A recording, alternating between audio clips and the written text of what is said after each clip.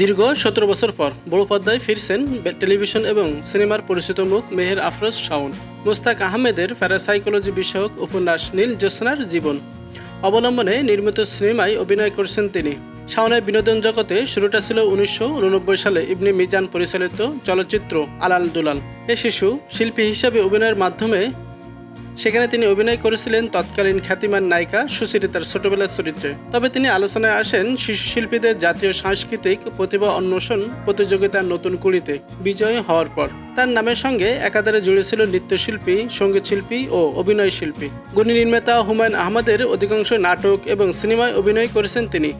একসময় ভালোবেসে ঘর বাঁধেন হুমায়ুন আহমেদ ও শাওন। বিয়ের পর সংসার ও সন্তান সামলে অভিনয় চালিয়ে গিয়েছিলেন শাওন।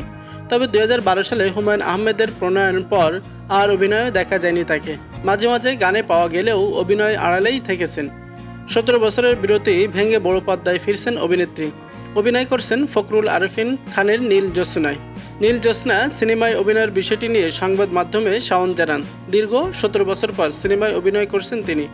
সর্বশেষ ২০০৭ সালে হুমায়ুন আহমেদের আমার আছে জল সিনেমার শুটিংই করছিলেন। সিনেমাটি মুক্তি পেয়েছিল ২০০৮ সালে। নতুন সিনেমা নিয়ে শাওন বলেন, প্যারাসাইকোলজি বিষয় নিয়ে নির্মিত হচ্ছে নীল জ্যোৎস্না। এতে আমাকে শহরে এক নারীর চরিত্র দেখা যাবে।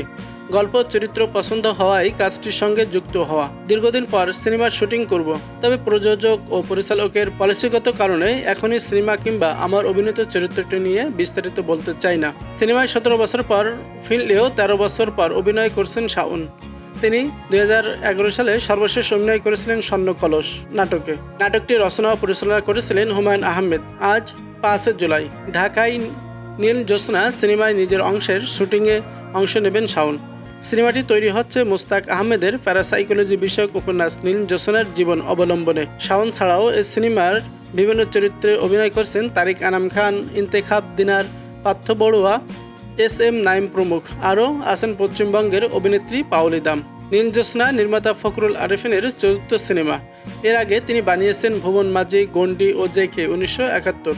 নতুন সিনেমা নিয়ে ফখরুল আরফিন খান বলেন, নীল জ্যোৎস্না সিনেমার কাজ শুরু করেছিলাম প্রায় ৬ বছর আগে। আমার জানা মতে প্যারাসাইকোলজি নিয়ে এর আগে বাংলাদেশে কোনো কাজ হয়নি, আর সেই কারণে মুস্তাক আহমেদের উপন্যাসটি পড়ার পর সিদ্ধান্ত নিই সিনেমা বানানোর।